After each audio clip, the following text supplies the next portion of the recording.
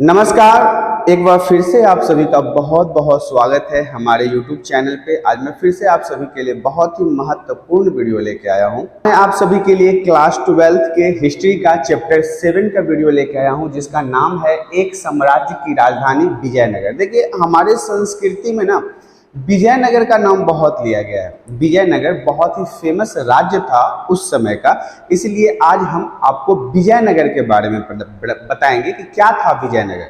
तो ये चैप्टर 7 है, क्लास 12 का हिस्ट्री है, जिसे आपको सही तरीके से पढ़ना है। तो आइए शुरुआत करते हैं सबसे पहले स्लाइड से।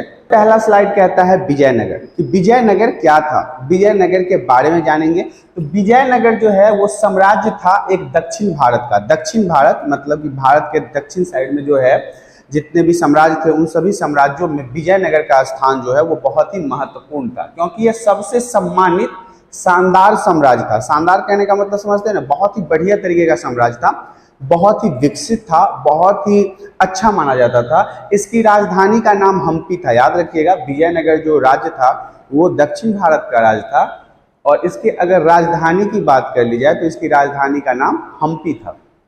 विजयनगर साम्राज्य की स्थापना कब हुई वो भी देख लेते हैं। 1336 ईस्वी में हुई। 1336 ईस्वी में विजयनगर का स्थापना हुआ था, शुरुआत हुआ था। इसमें जो इसके स्थापना करने वाले थे वो दो भाई थे, हरिहर और बुक्का। याद रखिएगा, विजयनगर की स्थापना किसने किया? हरिहर ने और बुक्का ने। कब हुआ? 1336 ईस्वी में हुआ। विजयनगर क्या था? तो दक्षिण भारत का एक बहुत ही खुशहाल समृद्ध राज्य था, और इसकी राजधानी अगर आपसे पूछा जाए तो आप बताएंगे इसकी राजधानी हम्पी थी। विजयनगर साम्राज्य के शासक को रायस कहा जाता था। जो विजयनगर में शासन करते थे ना, जो वहां के राजा हुआ करते थे, उनको क्या कहा जाता था? रायस कहा जाता था। याद रखिएगा, एक नंबर में अक्सर पूछा जाता है। विजयनगर साम्राज्य का सबसे शक्तिशाली शासक कृष्णदेव राय था। कृष्णदेव राय का नाम आपने बहुत सुना होगा। तो अगर विजयनगर के सबसे ज्यादा शक्तिशाली प्रभुत्व शासक की अगर बात की जाए तो वहां पे कृष्णदेव राय का नाम आता है। लगभग 225 वर्ष के उत्कर्ष के बाद सन 1565 में इस राज्य की भारी पराजय हुई। देखिए, मैं आपको इसके पराजय और इसके युद्ध के बारे में आगे की स्लाइड में बताऊंगा विस्तार से। अभी मैं यहाँ पे आपको बता दूं, लगभग 225 सालों तक या 220 सालों तक इसने शासन किया। उसके बाद इसने किसी युद्ध में बहुत कड़ी हार का सामना करना पड़ा। उस हार के बारे में बताएंगे आपको आगे की स्लाइड में। किससे युद्ध हुआ था वो बताएंगे। विजयनगर साम्राज्य का जो प्रशासन था ना वो बहुत ही अच्छा था। वहां पे जो सत्ता चलाने का तरीका था, जो वहां पे राज करने का तरीका था, वो बहुत ही सही था, और इसके लोग बहुत खुश थे। अब आपको तो पता है किसी राजा की खुशहाली किस में देखा जाता है? जब उसकी प्रजा खुश हो। तो विजयनगर की प्रजा भी बहुत खुश थी। आगे की स्लाइड में हम आपको लेके चलना चाहेंगे कर्नाटक साम्राज्य के बारे में। देखिए, कर्नाटक साम्राज्य और विजयनगर एक ही है। आपको समझना है कि कर्नाटक और विजयनगर एक ही है। जहां इतिहासकार विजयनगर साम्राज्य शब्द का प्रयोग करते हैं, वही समकालीन लोग इसे कर्नाटक साम्राज्य की संज्ञा दी है। आपको मैंने बता दिया कि विजयनगर जो पहले था उसे ही कर्नाटक साम्राज्य के नाम से भी जाना जाता है। अब देखिए, जो विजयनगर था या फिर आप कर्नाटक साम्राज्य कह सकते हैं, इनका जो राजधानी था हम्पी। अब उसके बारे में बात करेंगे कि विजयनगर की राजधानी हम्पी कैसी थी। हम्पी खोज का उद्भव यहाँ की स्थानीय मातृ देवी पंपा देवी के नाम पर हुआ है। वहां की एक अपनी संस्कृति के माता हैं जिनका नाम है पंपा देवी, उन्हीं के नाम पर हम्पी का नाम रखा गया है। हम्पी की खोज लगभग 1815 में भारत के पहले सर्वेयर जनरल कॉलिन मैकेंजी ने की थी। अगर आपसे प्रश्न पूछा जाता है कि हम्पी की खोज किसने की और कब की, तो आप सबसे पहले बताएंगे 1815 में खोज हुआ। किसने किया? तो सर्वेयर जनरल कॉलिन मैकेंजी ने किया था। ये नाम आपको याद रखना है। अलेक्जेंडर ग्रीनलाव ने 1856 में हम्पी की पहली विस्तृत फोटोग्राफी की, जो विद्वान के लिए काफी उपयोगी साबित हुआ। देखिए, अलेक्जेंडर ग्रीनलाव जो थे वो 1856 में क्या किए? हम्पी साम्राज्य की फोटोग्राफी की, मतलब वीडियो बनाया, इमेज लिया, जिससे विद्वानों को वहां के चीजों को समझने में ज्यादा सहायता प्राप्त हुआ है। अगर आप मान लीजिए किसी चीज़ के मतलब कोई खंडहर है, उसका फोटो आप बहुत अच्छे तरीके से वीडियो बना के लाए हैं, तो आप अपने स्क्रीन पे बैठ के उसे आसानी से समझ सकते हैं ना। तो ऐसा ही कुछ हुआ कि अलेक्जेंडर ग्रीनलॉब ने 1856 में हम्पी की पहली विस्तृत पूरी अच्छी तरीके से वीडियोग्राफी किया, जिससे आज के विद्वानों को भी इससे काफ़ी सहायता प्राप्त होती है। जॉन मार्शल ने 1902 में हम्पी के संरक्षण की शुरुआत की। जॉन मार्शल जो थे, आपको तो पता है जॉन मार्शल की बात हमने शुरुआत से ही करते आए हैं कि ये पुरातत्वविद के उस समय के डायरेक्टर हुआ करते थे। तो इन्होंने क्या किया, हम्पी के संरक्षण की शुरुआत की, मतलब उसको सुरक्षा दिया। हम्पी का जो भी पुरातत्वविद या जो भी खुदाई से जो भी चीज मिलता था उसको सुरक्षित रखने की जिम्मेदारी किसने उठाया? जॉन मार्शल ने। कब? 1902 ईस्वी में। 1976 में क्या होता है कि हम्पी को राष्ट्रीय महत्व के स्थल के रूप में घोषित किया गया और 1986 में इसे विश्व धरोहर केंद्र घोषित कर दिया गया। अब देखिए हम्पी के बारे में कुछ और इम्पोर्टेंट बात कि 1976 में हम्पी को राष्ट्रीय महत्व स्थल के रूप में देखा गया और 1986 में इसे विश्व के धरोहर के रूप में घोषित कर दिया गया, इसे सुरक्षित कर दिया गया। इस तरह से आपने हम्पी के इतिहास को भी समझ लिया। आगे की स्लाइड में बढ़ते हैं। हम्पी की खोज में ही हम आगे देखते हैं। हम्पी के खंडहरों को कर्नल कॉलिन मैकेंजी द्वारा 1800 ईस्वी में खोजा गया था। अभी हमने मैकेंजी के बारे में बात किया था। इन्होंने इसको कब खोजा? 1800 ईस्वी में इसके खंडहरों को खोजा, जो इसके अब तो हम्पी शहर है नहीं, ना हम्पी साम्राज्य है, ना विजयनगर है। तो उस समय के जो खंडहर थे, जो चीजें अब बर्बाद हो चुकी है, उनका खोज किसने किया? कॉलिन मैकेंजी द्वारा किया गया। कब किया गया? 1800 ईस्वी में किया गया। अब शहर के इतिहास को फिर से बनाने के लिए विरूपाक्ष मंदिर के पुजारी की यादों और पंपा देवी मंदिर और कई और शिलालेख और मंदिर विदेशी यात्रियों के खातों और तेलुगु, कन्नड़, तमिल और संस्कृत में लिखे गए अन्य साहित्य जैसे स्रोतों से हम्पी की खोज में एक महत्वपूर्ण भूमिका निभाई है। अब इसे साधारण लाइन में समझ लीजिए। जब हम्पी की खोज हुई, इसके द्वारा कर्नल कॉलिन मैकेंजी द्वारा, कब? 1800 ईस्वी में। तो इस समय क्या हुआ? उस समय के इतिहास को फिर से एक सुचित्रित रूप से तरीका से तैयार करने के लिए, एकत्रित करने के लिए, संगठित करने के लिए इन्होंने वहां के शिलालेखों का उपयोग किया, वहां के मंदिरों का उपयोग किया, वहां के मंदिर के पुजारी द्वारा लिखे गए लेखों का उपयोग किया, वहां की संस्कृति से जुड़े चीजों का उपयोग किया। कन्नड़, मलयालम, तेलुगु में जितनी भी भाषाएं में इनको शिलालेख या जानकारियां प्राप्त हुई है, उन सभी को इन्होंने जोड़ के हम्पी के इतिहास को एक सुदृढ़ तरीका से संवारना सोचा, बनाना सोचा। अब देखिए कर्नल कॉलिन मैकेंजी जो थे, इनका जन्म 1754 ईस्वी में हुआ था, 1754 में हुआ था। ये कर्नल कॉलिन मैकेंजी जो थे वो एक इतिहासकार थे, सर्वेक्षक थे, मानचित्रकार के रूप में भी अत्यधिक प्रसिद्ध हुए। मतलब कि ये एक सर्वेक्षण करने वाले थे, मतलब इतिहासकार तो थे ही, सर्वेक्षण भी करते थे और मानचित्र से जुड़ी हुई चीजों के ऊपर भी अपनी जानकारी देते थे। और यही एक चीज था जिसके कारण कि मैकेंजी बहुत ज्यादा फेमस भी थे। अब देखिए 1815 में उन्हें कर्नल कॉलिन मैकेंजी को भारत का पहला सर्वेयर जनरल बनाया गया। कब? 1815 में मैकेंजी जो थे, कर्नल कॉलिन मैकेंजी, इनको पहले भारत का सर्वेयर बनाया गया कि आप सर्वेक्षण कीजिए, सर्वे कीजिए। और 1821 तक, अपनी मृत्यु तक वो इसी पद पर आसीन थे। देखिए कब जन्म हुआ? 1754 में। मृत्यु कब हुआ? 1815 में। जब तक इनकी मृत्यु नहीं हो गई तब तक ये अपने पद पर, सर्वेयर के पद पर ही विद्यमान थे और भारत में सर्वेक्षण का काम कर रहे थे। आगे की स्लाइड में बढ़ते हैं। हम्पी का शाही केंद्र, हम्पी जो राज्य था उसके शाही केंद्र के बारे में जानते हैं। हम्पी का शाही केंद्र जो है वो हम्पी की बस्ती के दक्षिण पश्चिम भाग में स्थित था। दक्षिण पश्चिम भाग में स्थित था हम्पी का शाही केंद्र। जो हम्पी का राजघराना कहिए, राजमहल कीजिए, वो कहाँ स्थित था? दक्षिण पश्चिम भाग में स्थित था, जिसमें 60 से अधिक मंदिर थे। 60 से अधिक मंदिर थे इनके शाही केंद्र के अंदर। और यहाँ 30 भवन परिसरों की पहचान महलों के रूप में की गई है। 30 अलग अलग भवनों के साथ जो बनाया गया परिसर था, मतलब एक स्थान था, उसे यहाँ पे महलों के रूप में देखा गया है। कि पहले के राजा जो थे, महाराजा जो थे, राजकुमार जो थे, वो हम लोगों की तरह सिंगल 1 BHK 2 BHK रूम में नहीं रहते थे। उनके लिए महल हुआ करता था। 40-50 कमरों का महल, आलीशान बगीचा हुआ करता था। उनके घोड़े के साथ दौड़ने के लिए एक रेस का मैदान हुआ करता था। तो ऐसे ही यहाँ पे 30 भवनों का जो परिसर मिला है, जिसे हम हम्पी शहर के शाही केंद्र के अंदर जानते हैं, और उसे महल बताया गया है, राजा के रहने वाला महल बताया गया है। शाही केंद्र में क्या हुआ, कुछ खूबसूरत इमारतें हैं। अब राजा का भाई राज घराना है, राज दरबार है, तो वहां पे तो खूबसूरत खूबसूरत महल होंगे ही। इसके अलावा कमल महल, हजारा, राम मंदिर आदि भी वहां पे आपको देखने को मिलेंगे। राम मंदिर भी उस समय हम्पी के राज्य में था, जिसे शाही केंद्र के नाम से भी हम जानते हैं। देखिए, महानवमी डिब्बा के बारे में जान लेते हैं। शहर में उच्चतम बिंदुओं में से एक पर स्थित था। इसे बहुत ज्यादा संस्कृति से जोड़ के देख सकते हैं आप, या बहुत ज्यादा निष्ठा का जगह था महानवमी डिब्बा।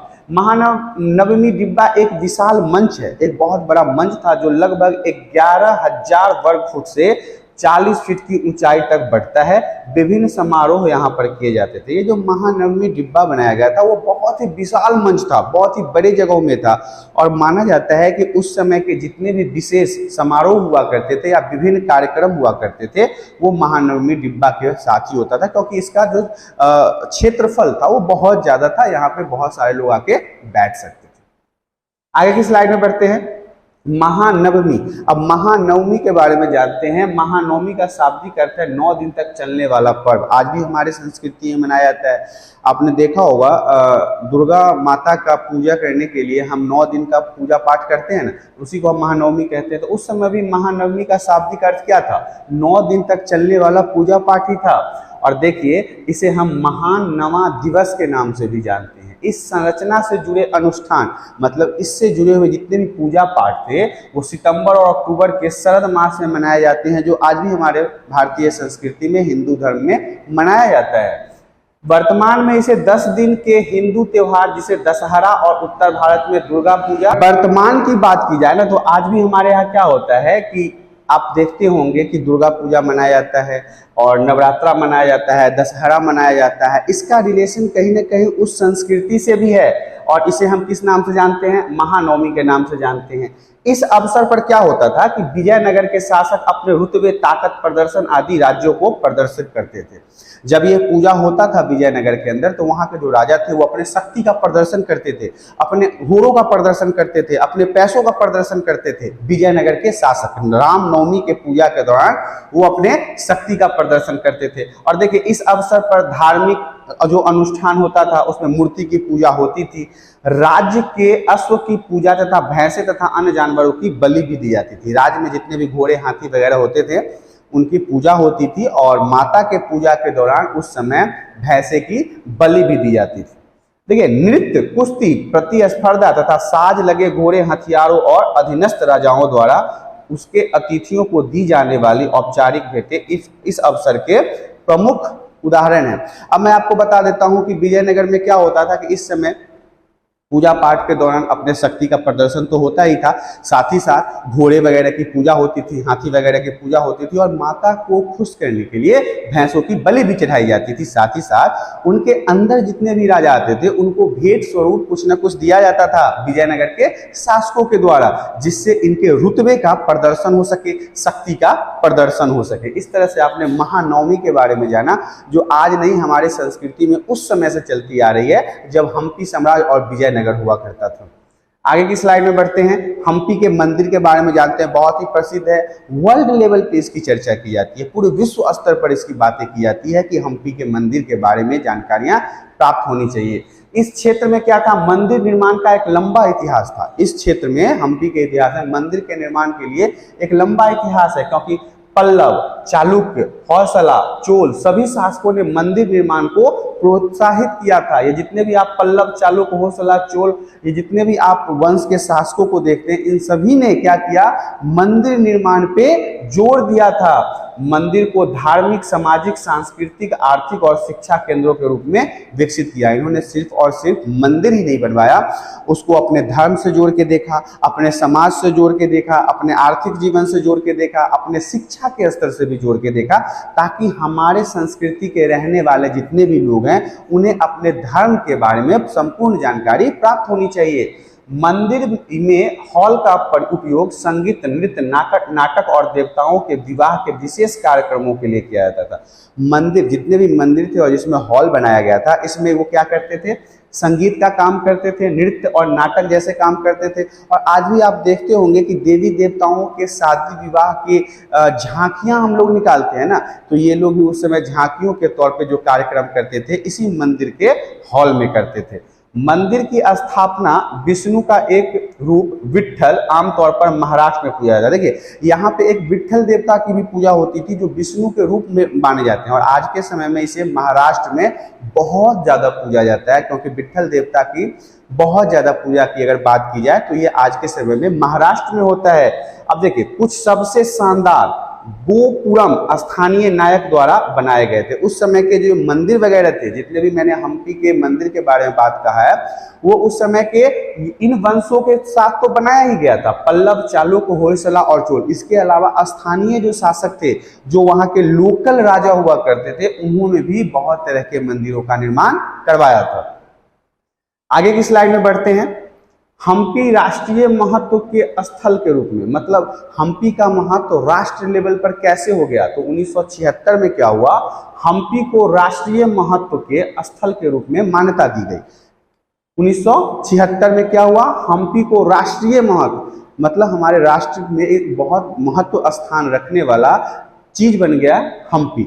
अब इसे मान्यता तो मिल गया। लगभग 20 वर्षों में दुनिया भर के दर्जनों विद्वानों ने विजयनगर के इतिहास के पुनर्निर्माण का काम किया।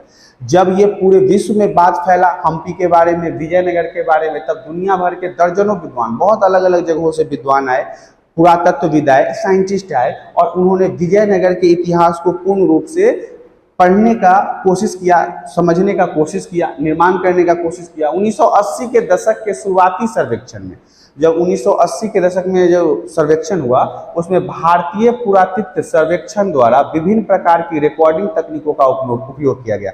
अब 1980 आते आते तक क्या हुआ ना कि भारत में ना अब आधुनिकरण हो गया था, आधुनिक हो गए थे लोग, तो रिकॉर्डिंग वगैरह, वीडियोग्राफी वगैरह, साउंड से वेव निकाल के बहुत तरह की ऐसी ऐसी चीजें आ गई थी, जिससे वो विजयनगर के चीजों के बारे में पता करना चाहते थे। अब देखिए बहुत सारी चीजें तो आई थी, लेकिन सड़कें, रास्ते, बाजारों आदि के निशान ठीक हो गए थे। यहाँ पे क्या हुआ, जब ये रिकॉर्डिंग वगैरह आई ना, तो सड़क, रास्ते, बाजार, जितने भी चीज उस समय विजयनगर के अंदर हुआ करते थे, ये सभी चीजें तो मिल गए।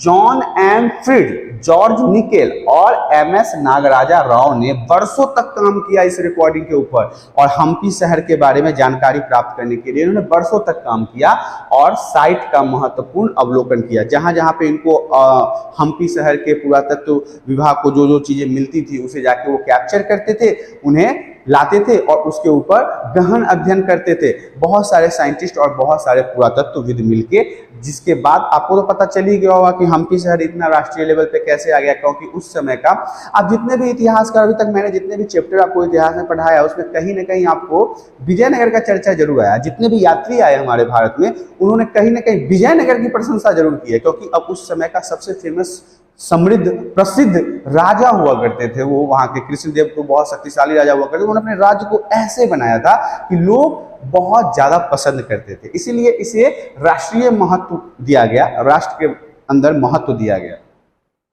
आगे की स्लाइड में बढ़ते हैं।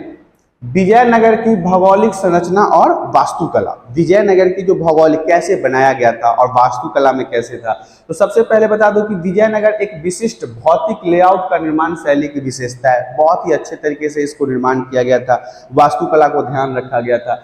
विजयनगर तुंगभद्रा, एक नदी का नाम है, तुंगभद्रा नदी की प्राकृतिक बेसिन पर स्थित था, जो उत्तर पूर्व की दिशा की ओर बहती है। सबसे पहले तो आप देख लीजिए कि जो विजयनगर है वो कहाँ स्थित था, तो तुंगभद्रा के जो नदी है उसके किनारे स्थित था।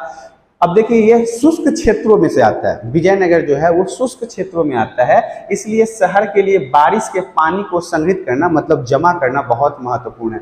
जहाँ पे आपको पता है कि बारिश की पानी बहुत जल्दी सूख जाती है, वहाँ पे बारिश के पानी को जमा करने के लिए भी इन्होंने एक उपाय और संरचना तैयार कर रखा था। विजयनगर में उस समय इतने ज्यादा मॉडर्न थे ये लोग कि बारिश के पानी को रोक के जमा करके रखने की तकनीक इनके पास थी। अब जैसे कि कमलापुरम टैंक उसका उदाहरण है, आपको कमलापुरम टैंक जो है वो विजयनगर के अंदर ही मिलेगा। और हरिया नहर के पानी का उपयोग इन्होंने सिंचाई और संचार के लिए करते थे। ये जो पानी था इन्होंने जो संभाल के रखा था, कमलापुर टैंक और ये दूसरा है हिरिया नहर, इसके पानी वो अपने साम्राज्य के अंदर खेती बाड़ी करने के लिए सिंचाई में उपयोग करते थे। फारस का एक राजदूत था अब्दुल रज्जाक, जिसके बारे में हमने पहले के चैप्टर में पढ़ा है। वो शहर के किलेबंदी से बहुत प्रभावित थे। फारस का था ये, लेकिन जब विजयनगर आया तो इसके किले के जो तरीका था किलाबंदी करने का, उससे बहुत प्रभावित हुए। उन्होंने किलों की 7 पंक्तियों का उल्लेख किया था। इसमें घिरे शहर के साथ साथ इसके कृषि क्षेत्र और वन भी है। उन्होंने इनके 7 पंक्तियों का उल्लेख किया है, जिसमें इन्होंने बताया है कि ये कितने अच्छी तरीके से खेती किया करते थे, इनका जो किला था वो कितनी अच्छे तरह से बंद था। और साथ ही साथ इन्होंने कृषि और वन की भी चर्चा बहुत की है कि यहाँ पे जो वन संरक्षण था या कृषि थी वो किस तरह से बहुत ही अच्छी हुआ करती थी। आगे की स्लाइड में बढ़ते हैं। विजयनगर के राजवंश और शासक। अब देखिए विजयनगर जो इतना सम्मानीय, समृद्ध और प्रसिद्ध राज्य हुआ करता था, तो उसके शासक कौन कौन थे, किस प्रकार के शासक वहां पे शासन करते थे। सबसे पहले आप देख लीजिए, विजयनगर के शासकों को राय कहा जाता था। कृष्णदेव राय मैंने आपको बताया था ना, तो जितने भी शासक हुए हैं उन सबको क्या कहा जाता था, राय। कहाँ के शासक को, विजयनगर के शासक को किस नाम से जानते थे, राय के नाम से जानते थे। विजयनगर के सेना प्रमुख को नायक कहते थे। जो विजयनगर राज हुआ करता था उसके जो सेना प्रमुख थे, जो सैनिकों के मंत्री या सेनापति हुआ करते थे, उन्हें क्या कहा जाता था, नायक कहा जाता था। विजयनगर पर 4 राजवंशों ने शासन किया। विजयनगर की अगर बात कर ली जाए तो सिर्फ और सिर्फ राय वंशों ने ही शासन नहीं किया, 3 इनके अलावा और भी लोगों ने शासन किया है। उन सभी के नाम जान लीजिए। संगम राजवंश ने शासन किया है। सबसे पहला क्या है, संगम राजवंश। संगम राजवंश ने शासन किया। सलुभ राजवंश ने शासन किया। तुलुभ राजवंश ने शासन किया और अरविंदु वंश ने शासन किया। अरविंदु सबसे लास्ट वंश था जिसने विजयनगर पे शासन किया था। संगम राजवंश ने साम्राज्य की स्थापना की थी। किसने, संगम, सबसे पहला विजयनगर की स्थापना करने वाले संगम राजवंशी थे। सुलुभ ने इसका विस्तार किया, इसको बढ़ाया, विजयनगर के साम्राज्य को बढ़ाया। किसने, सुलुभ ने। और स्थापना किसने किया, संगम ने। इसके अलावा मैं बता दूं, सुलुभ ने इसे अपने गौरव के शिखर पर ले गए। सुलुभ जो थे इसे बहुत मान प्रतिष्ठा दिलवाया, बहुत तरह के मंदिर बनवाए, बहुत तरह की नीति अपनाई, जिससे विजयनगर की मान प्रतिष्ठा बहुत बढ़ गई। लेकिन अब अरविंदु के बात कर ली जाए तो अरविंदु जो थे वो इसे तहस नहस कर दिए, मतलब अस्वीकार कर दिए। एक तरह से समझिए ये अंतिम राजवंश हुआ करते थे जो विजयनगर पे थे। तो इनके द्वारा बहुत तरह की गलत नीतियां भी अपनाई गई, जिससे विजयनगर की स्थिति धीरे धीरे पतन की तरफ बढ़ने लगा। मैंने आपको बताया था कि अगर विजयनगर की बात कर ली जाए तो कृष्णदेव राय का नाम जरूर आता है, क्योंकि ये वहां के सबसे प्रभावशाली शासक हुआ करते थे। तो कृष्णदेव राय के शासन के दौरान विजयनगर अद्वितीय शांति और समृद्धि के शर्तों के तहत विकसित हुआ। मतलब अद्वितीय, इतनी शांति, इतनी समृद्धि, इतनी अच्छाई, इतनी अच्छी नीति, इतने अच्छे जनता, इतने अच्छे राजा हुआ करते थे उस समय कृष्णदेव राय के शासन के दौरान, कि मतलब लोग इसे, इतिहासकार इसे अद्वितीय कहते हैं। मतलब बहुत ज्यादा मान प्रतिष्ठा वाली शांति। इनके बारे में तो बहुत सारी कहानियां भी आपने पढ़ रखी होगी। कृष्णदेव राय के बारे में बहुत तरह की कहानियां प्रचलित है। देखिए अब क्या हुआ, कृष्णदेव राय ने नागालपुरम नामक कुछ बेहतरीन मंदिर और गोपुरम और उप शहरी बस्ती की स्थापना की। कृष्णदेव राय इतने फेमस इसलिए हैं क्योंकि उन्होंने नागालपुरम नामक कुछ बेहतरीन मंदिरों की स्थापना किया, बहुत अच्छे अच्छे मंदिरों की स्थापना किया। 1529 में उनकी मृत्यु के बाद, कब, 1529 में उनकी मृत्यु हो गई। उसके बाद उनके उत्तराधिकारी विद्रोही नायक तथा सैन्य प्रमुखों से परेशान थे। देखिए जो नायक थे, जो विद्रोही थे, कृष्णदेव राय के मृत्यु के बाद वो राज्य को तहस नहस करना चाहते। तो वहां पे सत्ता का लोभ आ गया, हम राजा बनेंगे, हम राजा बनेंगे। अब इतने अच्छे राजा के मरने के बाद उस इतने विकसित राज्य का राजा कौन नहीं बनना चाहेगा। तो वहां पे सैन्य विद्रोह हो गया, नायक विद्रोह हो गया, उत्तराधिकारी के लिए विद्रोह होने लगा कि हम तो हम। अब क्या हुआ, 1942 तक क्या हुआ, ये केंद्र पर नियंत्रण एक और सत्तारूढ़ वंश में स्थानांतरित हो गया, जो कि अरविंदु था। अब क्या हुआ, 1542 आते आते तक अरविंदु जो था वो वहां का राजा बन गया। 17वीं शताब्दी के अंत तक वो सत्ता में रहा। 17वीं शताब्दी के अंत तक वो वहां का राजा बना रहा। राय तथा नायक की अगर बात कर ले जाए तो नायक तो आपको पता है कि विजयनगर के सेनाओं के प्रमुख को हम नायक कहते थे, और राय भी आपको पता है कि विजयनगर के शासक को हम राय के नाम से जानते थे। तो विजयनगर के शासक को कहते थे क्या? राय। विजयनगर के शासक को कहते थे। नायक क्या होता था? तो सेना प्रमुख नायक कहलाते थे। साम्राज्य में शक्ति का प्रयोग करने वाले में सेना प्रमुख हुआ करता था और सामान्यतः किलों पर नियंत्रण रखते थे और जिनके पास सशस्त्र समर्थन होते थे। देखिए, अब ये जो राज्यों पर नियंत्रण करने का काम था ये नायकों का होता था, और नायक के पास शक्ति थी, सेना था, शस्त्र था, जिससे वो अपने राज्य के अंदर संयम व्यवस्था बना के रखने में समर्थ हुआ करते थे। आगे के स्लाइड में हम आपको बताना चाहेंगे गजपति। ये बहुत इंपॉर्टेंट है, एक नंबर में अक्सर आपसे पूछा जाता है। गजपति का शाब्दिक अर्थ क्या होता है? तो गजपति का शाब्दिक अर्थ है हाथियों का स्वामी। गज किसे कहा जाता है? हाथियों को कहा जाता है। तो गजपति मतलब हाथियों का स्वामी। यह एक शासक वंश का नाम था, एक राजा के वंश का नाम था जो 15वीं शताब्दी में उड़ीसा में बहुत शक्तिशाली था। अगर गजपति की बात कर ली जाए तो ये अब तो हाथियों का राजा होता ही है, साथ ही साथ ये एक शासक का नाम था जो उड़ीसा में बहुत ही शक्तिशाली राजा के रूप में थे। कब? 15वीं शताब्दी में। 15वीं शताब्दी में गजपति उड़ीसा के सबसे शक्तिशाली राजा के रूप में उभरे हुए थे। अश्वपति के बारे में जान लेते हैं। विजयनगर की लोकप्रिय परंपराओं में दक्कन सुल्तानों को घोड़ों के स्वामी की अश्वपति कहा जाता था। देखिए, जब विजयनगर की लोकप्रिय परंपराओं में क्या होता था कि जो दक्कन था उसके सुल्तान को घोड़े के स्वामी की अश्वपति कहा जाता था। जो घोड़े, अश्व किसे कहते हैं? घोड़े को कहते हैं। तो अश्वपति मतलब घोड़ों का राजा। तो समझ गए आप अश्वपति। अब नरपति समझ लेते हैं। विजयनगर साम्राज्य में रैयास को नरपति या पुरुषों के स्वामी को कहा जाता था। जो इंसानों को या फिर पुरुषों के मालिक हो उसे क्या कहेंगे? नरपति। नर मतलब पुरुष होता है, नारी मतलब महिला होता है।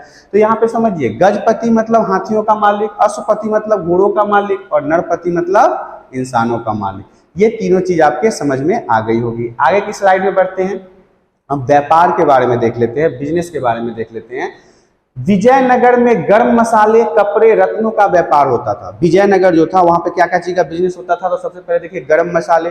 वो जो गर्म मसाले होते हैं, लौंग, इलायची वगैरह बहुत सारी चीजें आती है पैकेट में, आपने देखा होगा, तो उन सभी चीजों का व्यापार होता था। इसके अलावा कपड़ों का व्यापार होता था, रत्नों का व्यापार होता था, हीरे मोती जवाहरात, सोना चांदी इत्यादियों का व्यापार विजयनगर से होता था। व्यापार ही साम्राज्य के आय का प्रमुख स्रोत था। ये जो बिजनेस था ना, यही विजयनगर के आमदनी का प्रमुख स्रोत था, इनकम का जरिया था। वहां के लोग धनवान होते थे, पैसे वाले होते थे, वहां के लोग बहुत पूंजीपति लोग होते थे और बहुमूल्य वस्तुएं खरीदना पसंद करते थे। महंगी महंगी वस्तुओं को खरीदने की सोचते थे। अब ये बात समझिए ना, अगर पैसा आपके पास है तो अगर महंगी वस्तु खरीदने में क्या दिक्कत है? अगर आपके पास पैसा है तो आप तो महंगी महंगी वस्तु खरीदने के शौकीन हो जाएंगे, क्योंकि ये BMW, ऑडी, आईफोन ये किसके लिए होता है? पैसे वाले लोगों के लिए होता है।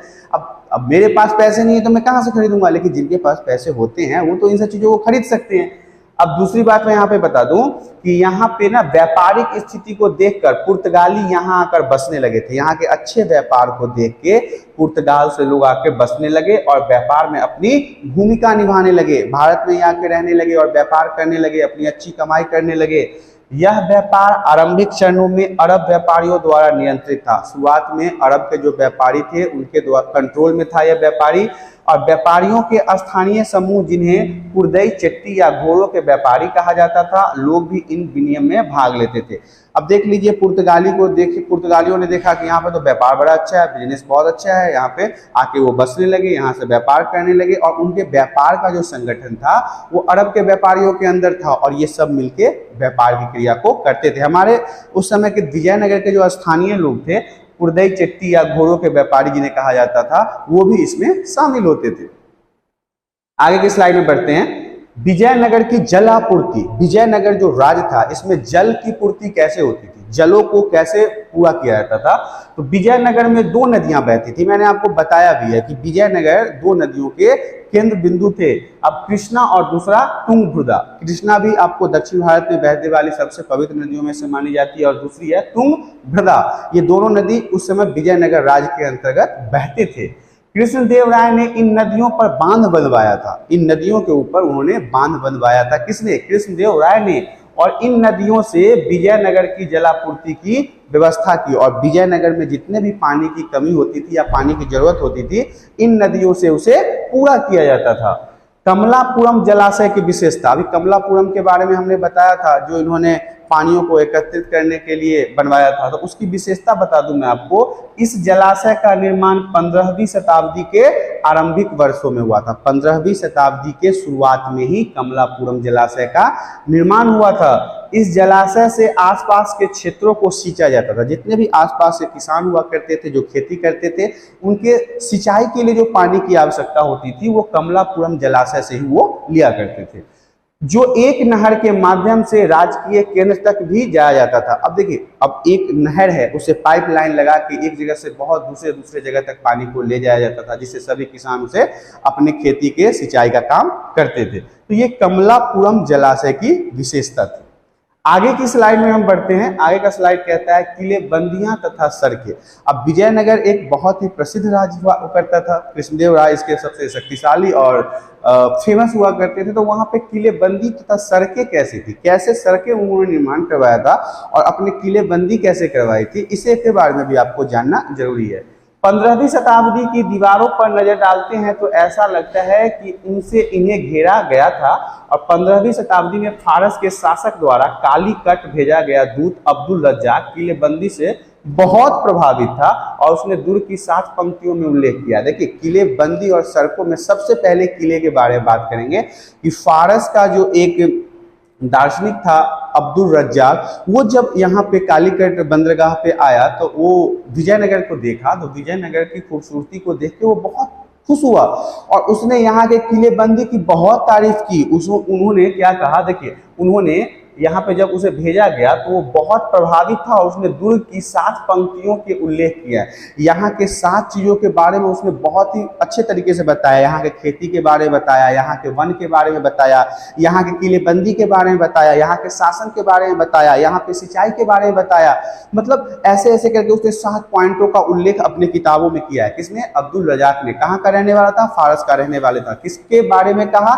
तो विजयनगर के बारे में कहा। अब देखिए, इसमें ना केवल शहर, बल्कि वो 7 जो पॉइंट है मैं उसे एक एक करके समझाता हूं। इसमें न केवल शहर को बल्कि कृषि में प्रयुक्त आसपास के क्षेत्र तथा जंगलों को भी घेरा गया था। ये सिर्फ और सिर्फ खेतों को संरक्षित करने की बात नहीं थी, उन्होंने जंगलों को भी संरक्षित किया था, घेरा था। सबसे बाहरी दीवार शहर के चारों ओर बनी पहाड़ियों को आपस में जोड़ती थी। ये जो देखिए, बीच में पहाड़ था और दोनों तरफ से उसको घेरा हुआ था। पहाड़ भी एक तरह से दीवार का काम करता था। जिस तरह से इन्होंने किलाबंदी किया वो बहुत ही ज्यादा बेहतर था, बहुत ही ज्यादा अच्छी थी।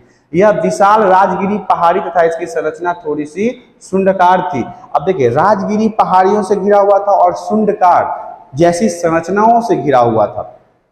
गारा या जोड़ने के लिए किसी भी वस्तु के निर्माण में कहीं भी प्रयोग नहीं किया गया। देखिए, जोड़ जाड़ नहीं किया गया है, ये एक सुरक्षित समुचित दीवार बनाया गया है। आपको यहाँ पे कोई ज्वाइंट नहीं मिलेगा, कोई एडिंग पॉइंट नहीं मिलेगा, कोई पार्टीशन नहीं मिलेगा। इन सबों को इस तरीके से बनाया है ताकि, अब देखिए, कुछ ना कुछ तो बात रही होगी, तभी तो फारस का दार्शनिक आके अब्दुल रज्जाक ने यहाँ पे इनकी इतनी प्रशंसा की थी।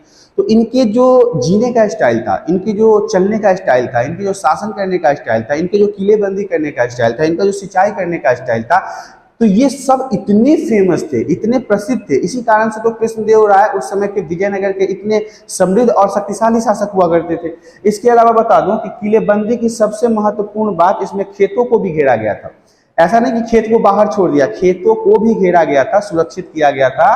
किलेबंदी भूभाग में क्यों समाहित किया जाता है? देखिए, कृषि क्षेत्रों को भी इन्होंने सुरक्षित इसलिए किया क्योंकि उस समय खेती का, अब देखिए, आज के समय में तो कम खेती हो गया है धीरे धीरे, अब खेतियां कम होती जा रही है, लेकिन उस समय कृष्णदेव राय के समय में ना खेती बहुत अच्छे थे, खेती बहुत अच्छी थी, लोग भरपूर खेती करते थे। इसलिए कृष्णदेव राय ने उन सभी खेतों को भी अपने किले के अंदर घेर लिया और सुरक्षित किया था।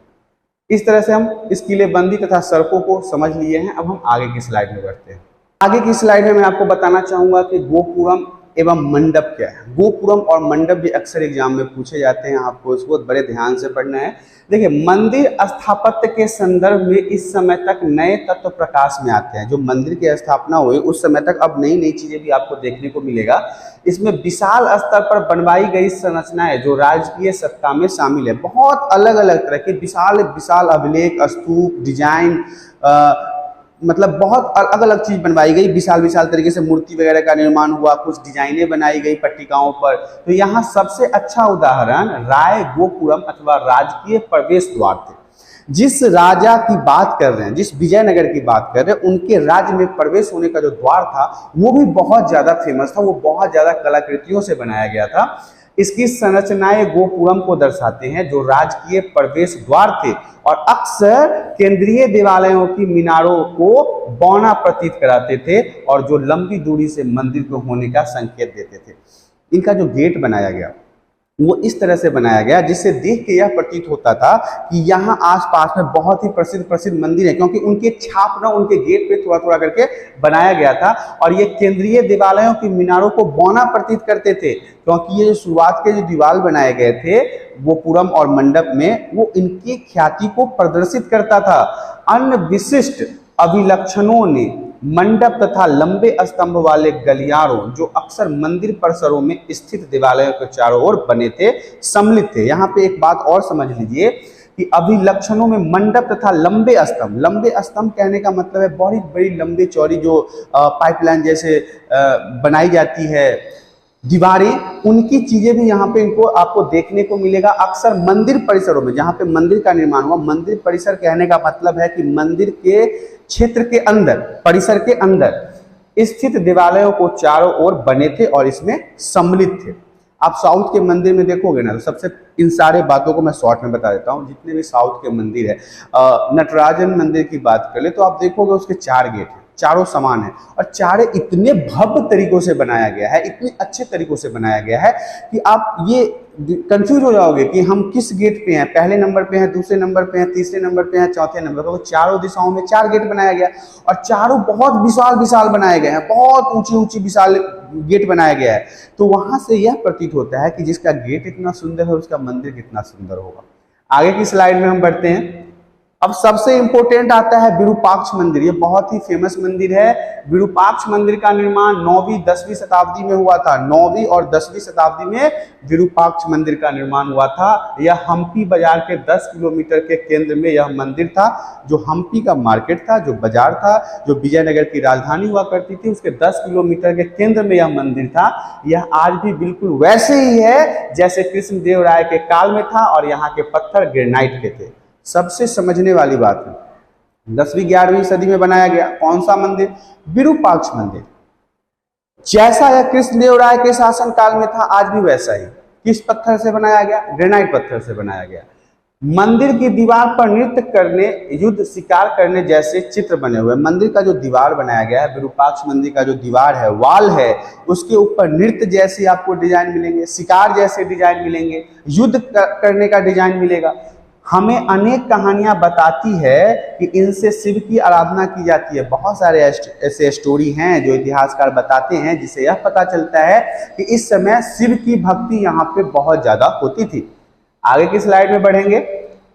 विट्ठल मंदिर, अभी मैंने शॉर्ट्स डिस्क्रिप्शन आपको थोड़ी देर पहले बताया था विट्ठल मंदिर के बारे में। अभी हम इसको अच्छे से समझेंगे कि विट्ठल मंदिर क्या है, विट्ठल कौन से भगवान की मूर्ति है और सबसे ज्यादा पूजा कहाँ जाता है।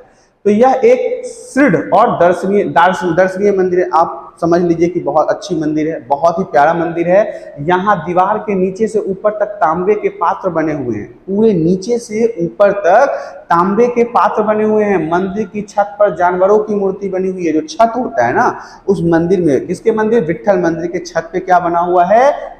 जानवरों की मूर्ति बनी हुई है, जानवरों का फोटो बनाया गया है। मंदिर के अंदर 2500 से 3000 जले हुए दीपक मिले। जब मंदिर की खोज हुई तो उसमें क्या हुआ कि 2500 से 3000 दीपक जलता है मंदिर के अंदर, दीप तो जलाई जाती है, तो 2500 से 3000 जले हुए दीपक मिले हैं। यहाँ के पत्थरों पर स्त्री, कोमल फूल, जानवरों के चित्र की नक्काशी की गई। जो ये विट्ठल मंदिर है, जिस मंदिर की अभी हम बात कर रहे हैं, यहाँ के पत्थरों पर स्त्री का तस्वीर मिला, कोमल फूल का तस्वीर मिला, जानवरों का चित्र की नक्काशी मिली है। यहाँ के आंगन में सूर्य देवता के ग्रेनाइट के रथ बने हुए हैं। अब जो विट्ठल मंदिर है और उस मंदिर के अगर प्रांगण की बात कर ली जाए, मतलब उसके अंदर के क्षेत्र की बात कर ली जाए, तो उसमें एक सूर्य देव का रथ मिला है जो ग्रेनाइट पत्थर से ही बनाया गया है, जिनके पहिए आज भी घूमते हैं। बड़े आश्चर्य की बात है कि विट्ठल मंदिर के अंदर जो सूर्य देव की ये रथ बनाया गया है ग्रेनाइट पत्थर से, उसके जो पहिए है वो आज भी घूमते हैं, परंतु सरकार ने इसको घुमाने पर बैन कर रखा है और यहाँ विष्णु की पूजा की जाती है। अब सरकार ने क्या किया, उस पहिए को घुमाने पर बैन कर दिया गया है, मतलब बैन मना कर दिया है। लेकिन अगर बात कर ली जाए पूजन की, तो यहाँ विष्णु भगवान की पूजा आज भी होती है। माना जाता है कि विट्ठल देवता विष्णु के ही स्वरूप हैं। तो ये था विट्ठल मंदिर के बारे में जानकारी। अब हम आगे की स्लाइड में बढ़ते हैं, शिखर के बारे में बात कर लेते हैं। मंदिरों की सबसे ऊपरी, शिखर का मतलब होता है ऊपरी चोटी, जो सबसे टॉप लेवल होता है, तो बहुत ऊंची छत को शिखर कहा जाता था। मंदिर के सबसे ऊपर और बहुत ऊंची छत को क्या कहते थे, शिखर कहते थे। आमतौर पर यह मंदिरों के आगंतुकों द्वारा उचित दूरी से देखा जा सकता था। जो मंदिर देखने आते थे ना, वो बहुत दूर से ही देख लेते थे कि ये मंदिर है, इसलिए इसके शिखर को बहुत ऊंचा रखा जाता था। शिखर के नीचे हम मुख्य भगवान देवी देवताओं को पूजते थे। अब शिखर के अंदर मंदिर होता था और मंदिर के अंदर हम देवी देवताओं की पूजा करते थे। अब गर्भगृह की बात कर लेते हैं। गर्भगृह भी बहुत ही फेमस है, बहुत ही इंपॉर्टेंट शब्द है और अक्सर मंदिरों के लिए ये चीजों का उपयोग होता है, इसलिए आपको जानना जरूरी है। यह मंदिर का एक केंद्रीय स्थान पर स्थित मुख्य कमरों का एक केंद्र बिंदु होता था, मध्य भाग होता था, मध्य बिंदु होता था। आमतौर पर प्रत्येक भक्त अपने मुख्य कर्तव्य के प्रति सम्मान और भक्ति की भावनाओं का भुगतान करने के लिए इस कमरे के गेट के पास जाते थे। अपने श्रद्धा को व्यक्त करने के लिए, अपनी आस्था को, अनुष्ठान को संपूर्ण करने के लिए भक्त जो थे वो मंदिर दर्शन करने के बाद गर्भगृह के सामने जाके अपना माथा टेकते थे। सभागारों के बारे में जान लेते हैं। सभागार हम हड़प्पा संस्कृति से ही पढ़ते आ रहे हैं, पहले चैप्टर से। ये एक ऐसा स्थान होता था जहाँ पे सभी लोग बैठ के किसी न किसी कार्य को पूरा करते थे। देखिए, सभागारों का प्रयोग क्या होता था, विविध कार्य के लिए होता था। इसमें से कुछ ऐसे थे जिसमें देवी देवताओं की मूर्तियां, संगीत, नृत्य, नाटक तो विशेष कार्यक्रमों को देखने के लिए रखी जाती थी। एक ऐसा स्थान जहां पे इन सभी चीजों को देखने के लिए रखा जाता था और बहुत सारे लोग आके इसे देखते थे। अन्य सभी सभागारों का प्रयोग देवी देवताओं के विवाह के उत्सव पर आनंद मनाने और कुछ अन्य प्रयोग में देवी देवताओं को झूला झुलाने के लिए होता था। आज भी आपको पता है ना, कृष्ण भगवान को हम झूला झुलाते हैं। तो ऐसे समय या झांकियां निकालते हैं, पार्वती शिव की शादी करवाते हैं, राम जी सीता जी की शादी करवाते हैं और वो देखने के लिए बहुत सारे लोग आते हैं। तो उस समय भी ऐसा होता था, मंदिर के प्रांगण में ये सारे कार्यक्रम किए जाते थे, जिसे देखने के लिए दूर दूर से बहुत सारे प्रजागण आते थे और उसका आनंद लेते थे। इस तरह से आपने शिखर और सभागारों को भी जान लिया। आगे की स्लाइड में बढ़ते हैं कि विजयनगर के बारे में जो निरंतर शोध हो रहा है। देखिए, विजयनगर से मिली हुई संपूर्ण जानकारी अभी भी पर्याप्त नहीं है, अभी भी बहुत तरह की जानकारियां वहां से प्राप्त हो रही है। इसीलिए आज तक वर्तमान समय में जब आप ये वीडियो देख रहे हैं, तब भी विजयनगर के बारे में शोध चलता आ रहा है। इमारतें जो जीवित रहती है, सामग्री, तकनीक, बिल्डरों या संरक्षणों और विजयनगर साम्राज्य के सांस्कृतिक संदर्भ के बारे में विचार व्यक्त करती है। आप किसी भी चीज के बारे में पता कैसे करते हैं, वहाँ की संस्कृति से अगर कोई चीजें मिलती, वहाँ के बिल्डिंग, वहाँ के पुरानी चीज, वहाँ के अस्थि वगैरह जितनी भी चीजें हमें पुरातत्वविदों के द्वारा प्राप्त होती है, खुदाई में प्राप्त होती है, उन्हीं सब चीजों से हम अनुमान लगाते हैं कि ये संस्कृति कैसी रही होगी। तो यहाँ पे हमें जितने भी शिलालेख मिले हैं वो लोकप्रिय परंपराओं की जानकारी को जोड़ते हैं। जितनी भी चीजें मिले हैं, इससे ये पता चलता है कि यहाँ पे लोकप्रियता बहुत थी, राजा के प्रति आदर बहुत था, सम्मान बहुत था और यहाँ के लोग जो थे संपन्न हुआ करते थे, पूंजीपति हुआ करते थे और सुखी थे। व्यापारिक केंद्र था बहुत। जितनी भी चीजें अभी तक हमने पढ़ा है विजयनगर के बारे में, सब कुछ अच्छा ही मिला है हमें। लेकिन वास्तुशिल्प सुविधाओं की जांच हमें उन जगहों के बारे में नहीं बताती है। अब कुछ जांच हुआ है जिससे यह पता नहीं चल पाता है कि आम लोग कहाँ रहते थे, जो नागरिक थे। ये तो राजा वाजा की सबकी बात हो गई, ये जगह था, वो राजमहल था, 30 महल, फलाना दुर्ग, किला, फलाना ठिकाना, XYZ। लेकिन आम लोग कहाँ रहते थे? राज्य के जो राज्यकर्मी थे या फिर प्रजा थी, वो कहाँ रहती थी, इसका बात नहीं मिला। राजमिस्त्री जो घर बनाते थे, उनके बारे में कुछ जानकारी नहीं मिला। पत्थरबाज जो पत्थरों का काम करते थे, उनके बारे में जानकारी नहीं मिली। मूर्तिकारों को किस तरह की मजदूरी मिलती थी, ये सब जानकारियां वहां से प्राप्त नहीं हुई है। भवन निर्माण सामग्री कैसे पहुंचाई गई और कितने अन्य प्रश्न हैं, मतलब बहुत तरह के ऐसे प्रश्न हैं जो विजयनगर से रिलेटेड हैं और अभी तक उसका जवाब नहीं मिल पाया है, इसलिए ये कंटिन्यू चलता आ रहा है, इस पे शोध ना कंटिन्यू चलता आ रहा है। इन सब तरह के प्रश्नों को निरंतर खोजा जा रहा है, लेकिन अभी संपूर्ण प्रश्नों का जवाब नहीं मिला है। तो इसीलिए हम कह सकते हैं कि विजयनगर के बारे में निरंतर शोध हो रहा है। वर्तमान समय में जब आप ये वीडियो देख रहे हैं तब भी इसके बारे में कुछ न कुछ जानकारियां पुरातत्वविद खोजने की कोशिश करते आ रहे हैं। आगे की स्लाइड में बढ़ते हैं, विजयनगर के पतन का कारण। अब देखिए सबसे इंपॉर्टेंट टॉपिक है कि विजयनगर का आखिर पतन कैसे हो गया, क्या कारण थे कि विजयनगर समाप्त हो गया, जबकि इतने अच्छे राजा थे कृष्णदेव राय, इतने समृद्ध थे, इतने खुशहाल थे, उनकी प्रजा इतनी अच्छी थी, फिर क्या कारण था, किन कारणों से विजयनगर खत्म हो गया, पतन की ओर चला गया। पड़ोसी राज्यों से शत्रुता, इनके राज्यों से दूसरे जो इनके राज्य थे उनसे अनबन थी, शत्रुता थी, इस कारण से इस पे आक्रमण होता गया। निरंकुश शासन, जो आगे के अरविंदु आए, जो विजयनगर के लास्ट शासक हुए, वो निरंकुश हो गए, उनको जो मन होता था वही करते थे, किसी को भी कुछ कर देना, मार देना, काट देना, कारावास कर देना, जेल में डाल देना, व्यापार में हस्तक्षेप करना, मतलब सब कुछ बेकार कर दिया था। किसने? अरविंदु ने। तो निरंकुश शासन करना भी इनके पतन का कारण बन गया। अयोग्य उत्तराधिकारी, अब बाप अच्छा था, बेटा दारूबाज निकल गया, पीने वाला निकल गया, चरसी गजेरी भंगेरी निकल गया, बर्बाद कर दिया। बाप जो इतना इतना दिन तक इज्जत कमाया था, वो उत्तराधिकारी जो था, अयोग्य उत्तराधिकारी, वो बर्बाद कर दिया। उड़ीसा बीजापुर के आक्रमण, और देखिए अब यहाँ पे जो आपस में लड़ाई हुई ना, उड़ीसा बीजापुर के आक्रमण से आप समझ जाइए कि विजयनगर के साथ जो युद्ध हुआ, ये भी इनके पतन का एक मुख्य कारण था, क्योंकि आपसी लड़ाई से इनके, एक तो शासक अच्छा नहीं, अयोग्य शासक, दशहरी चरसी था, निरंकुश शासन करता था, पड़ोसी राज्य से शत्रुता था, उसके बाद इस पे अटैक हो गया, तो ये भी इसके पतन के कारणों में महत्वपूर्ण हिस्सा माना जाता है। गोलकुंडा तथा बीजापुर के विरुद्ध सैनिक अभियान, इन्होंने जो सैनिकों को भेजा और युद्ध किया, गोलकुंडा और बीजापुर, ये भी इनकी सबसे बड़ी कमी थी अपने राज्य के पतन की ओर जाने का। तालीकोटा का युद्ध तथा विजयनगर साम्राज्य का अंत, तालीकोटा के युद्ध में तो इनका समाप्ति ही हो गया, खत्म ही हो गया, उसी के बाद तो विजयनगर समाप्ति हो गया।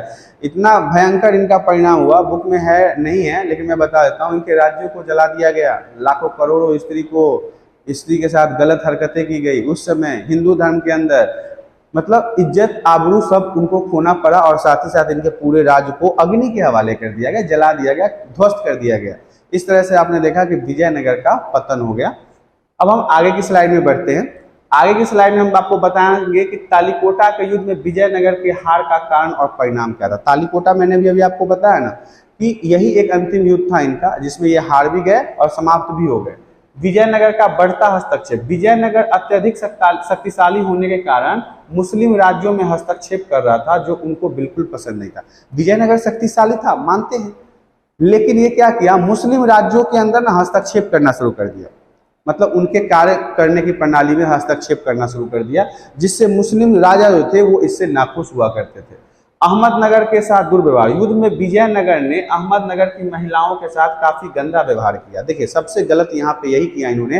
वो कहते हैं ना, जब नाश मनुष्य पे छाता है तो पहले विवेक मर जाता है। जब बुद्धि भ्रष्ट हो जाए ना तो आप अपने आप ऑटोमेटिकली ऐसे ऐसे काम करने लगेंगे ना, जिससे आपका पतन होना शुरू हो जाएगा। इतने अच्छे राजा कृष्णदेव राय के साम्राज्य, जो इतना शक्तिशाली, इतना औरतों का सम्मान करने वाला, ये हरामखोर को देखिए, इसने क्या किया, अहमदनगर के महिलाओं के साथ वो गंदा काम किया, उनके आबरू इज्जत लूट लिया, उनके बहू बेटियों के साथ गलत काम किया गया इनके द्वारा, इनके सैनिकों के द्वारा, जो बहुत ही ज्यादा निंदनीय था। बहुत ही ज्यादा अत्याचार हुआ। कहाँ? अहमदनगर के साथ, महिलाओं के साथ खासकर।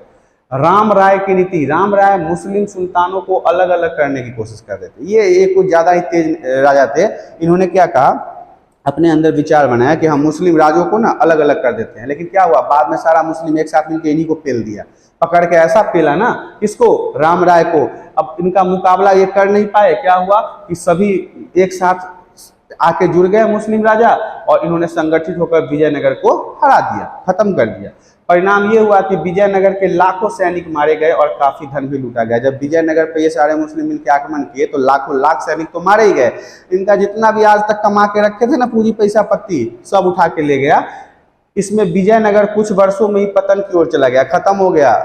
मतलब इतना मेहनत से जो ये राज्य का निर्माण हुआ, इतने मंदिर बनवाए गए, मंदिर को भी लूटा गया, मंदिर से धन लूटा गया, सैनिकों को मारा गया। युद्ध के बाद इनका केंद्र दक्षिण से पूरब की ओर चला गया, खत्म ही हो गया, तो अब दक्षिण पूरब उत्तर दक्षिण क्या करे लेके इनको। विजयनगर के लिए दक्षिण में मुस्लिम शक्ति हमेशा के लिए सिरदर्द बनी रही। अब वहाँ के ये जो घटना हुआ, इसके बाद क्या हुआ कि मुस्लिम शक्ति जो थी, जो मुसलमानों का संगठन था, वो हमेशा के लिए सरदर्दी बन गया विजयनगर के गलती के कारण। तो यहाँ पे आपने देखा कि जो हमारा चैप्टर था, खासकर ये चैप्टर तो हमारा विजयनगर के ऊपर ही निर्भर करता है, तो विजयनगर से जुड़ी हुई सारी जानकारी आपको पता चली गई होगी। इसके साथ साथ मैं बता दूं, यदि वीडियो में कोई पॉइंट आपको समझ में नहीं है तो आप हमें कमेंट करके बताएं। साथ ही साथ वीडियो पसंद आती है तो एक लाइक तो जरूर बनता है, और साथ ही साथ यदि आप चैनल पे आज पहली बार आए हैं तो चैनल को सब्सक्राइब कर ले, ताकि इसी तरह के एजुकेशनल वीडियो आपको मिलती रहे। अब हम फिर रूबरू होंगे आपके साथ अगले वीडियो में, तब तक के लिए धन्यवाद।